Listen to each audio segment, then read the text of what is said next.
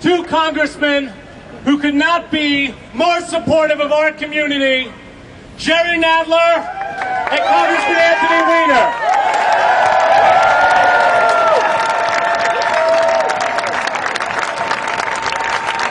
Thank you very much. We are not in Washington this week.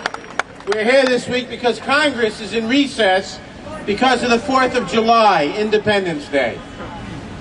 Independence Day started because we adopted a document in this country that said all men are created equal, that they are endowed by the Creator with certain inalienable rights.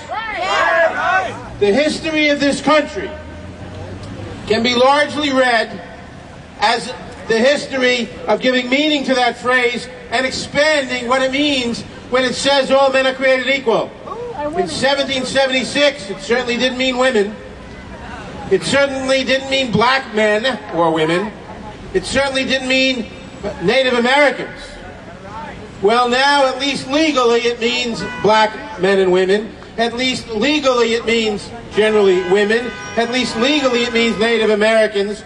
The one group it still doesn't, at least legally, include is the GLBT community. The one group that the courts and the legislatures are still saying, well, maybe.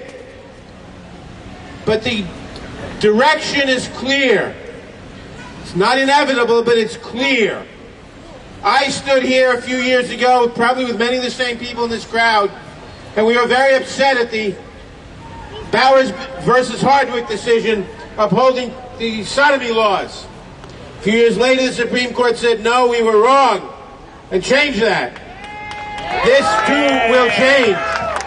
This too will change. And you know how inevitable it is. You know how inevitable the progress is, the change is coming. When you take a look at the polls, and you see that when you look by age group, the older people are opposed to gay marriage. The younger people don't understand what's the question. Anybody under 35, what's the question? That makes it inevitable. Our job is to make it as rapid as inevitable possible. It will come. The full meaning of equality. The full meaning of equality. Marriage for gay and lesbian people will come. And the demographics, if nothing else, tells you that. The polling data tells you that. But it is not comforting to say. It does not comfort you to say, don't worry, in 30 years you'll be able to get married. If you're 2 years old, maybe that's okay. But we all live now. We have to make what is inevitable happen now. Quickly. That's our job. I am the ranking Democrat. I am the ranking Democrat on the subcommittee on the Constitution in the House of Representatives. Before the Republicans took over, the name of that subcommittee was the Subcommittee on Constitutional Rights and Civil Liberties. When they took it over, they got rid of the reference to rights and civil liberties. We can understand why. As ranking Democrat on that subcommittee, it's my job to be the front person in fighting all the crap that they throw at us every day and every week. The anti-marriage amendment, the anti-choice stuff, all the stuff. We get it first, and we lose the votes. But we delay it, we stop it, and we will wait till November, and then we'll triumph. And we will turn things around. And your job, all of our jobs, is to pressure Congress, to pressure the legislature, to pressure the governor, to pressure the people who would be governor. How dare, when I was in the state legislature years ago, we had a big controversy, merit selection of judges. Well, we have merit selection of the Court of Appeals.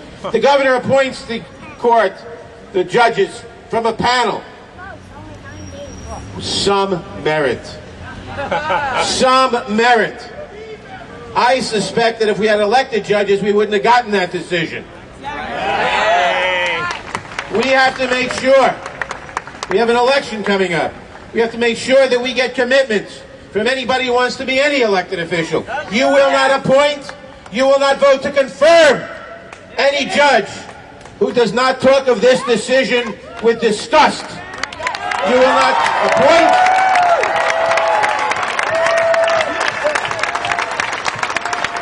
you will not vote to confirm any judge who will not say that this decision will go down in history with Plessy versus Ferguson, and we must reverse it as fast as possible.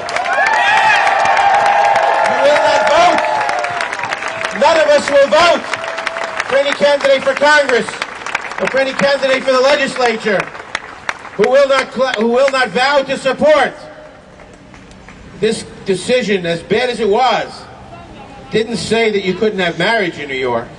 It said it's up to the legislature. Well, we will not vote for any candidate who will not pledge to support a pro-establishment of marriage bill in the legislature immediately.